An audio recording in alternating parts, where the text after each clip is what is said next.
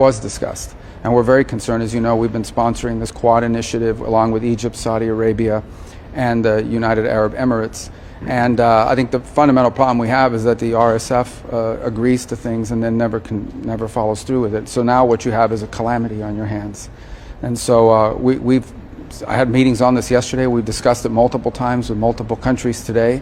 And I think something needs to be done to cut off the weapons and the support that the RSF is getting as they continue with their advances. I think it's telling, the humanitarian groups are telling us that some of the levels of malnutrition and suffering that they're seeing from some of these people who have been able to flee is unprecedented. They've recorded things they've never recorded before. And I think even more troubling is that they didn't have the number of refugees they expected to receive, because they assume many of them are either dead or so sick and malnourished they can't move anymore. So what's happening there is horrifying.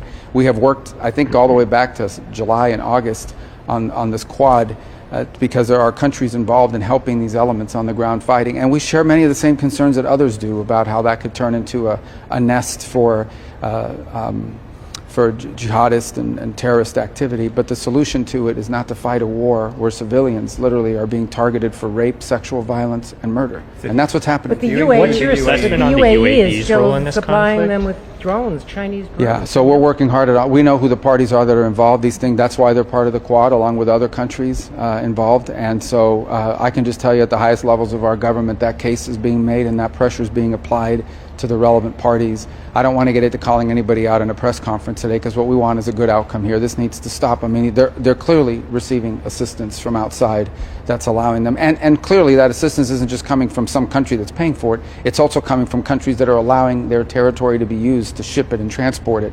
So that, in order for this to be solved, that needs to be addressed. I don't know if you saw the RSF a few days ago agreed to humanitarian ceasefire, but they don't intend to comply with it. And when you raise the issue of these atrocities, they always hide behind the argument that this is rogue elements. Well, it's not rogue elements. They're doing it systematically, and it's something that we have taken very seriously and are doing everything we can to bring the relevant countries to the table to stop it. It needs to end. Would you support the Senate push, bipartisan Senate push, to label the RSF either a foreign terrorist organization or STGG?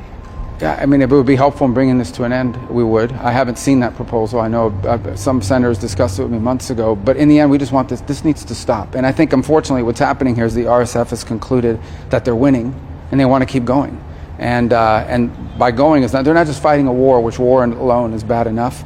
They're committing acts of sexual violence and atrocities, just horrifying atrocities against women, children, innocent civilians, of the most horrific kind. And it needs to end immediately. And we're going to do everything we can to bring it to an end. And we've encouraged partner nations to join us in this fight. And we're not going to let the Quad process that we've set up be a shield that people hide behind and say, well, we're involved with the Quad, we're trying to solve it. We need actionable results, and they need to happen very quickly. Otherwise, what's already a travesty is going to get far worse. Can I ask you more specifically about your assessment of the scale of the atrocities? I mean, we heard these reports recently of 460 patients in a hospital, civilians being killed by the RSF. Yeah, those are the ones that can get out. Yeah, I mean, what do you have an assessment of the scale overall of what's been committed in Al-Qaeda? Well, I don't know about numbers. I can tell you that the one thing that I think was most shocking to us is that they anticipated receiving thousands of refugees, and they didn't. So obviously these aren't people that are happy living there after a year of siege against the city. There's a reason why they didn't come out. And we fear that the reason why they didn't come out is because they're dead, or because they're so sick and so famished that they can't move. So I think it's even worse. Not that refugee flows and crisis is a positive thing, but when the refugees don't come, and they would otherwise, you have these suspicions that they're either dead or unable or about to die. And that is just what really is weighing on us right now.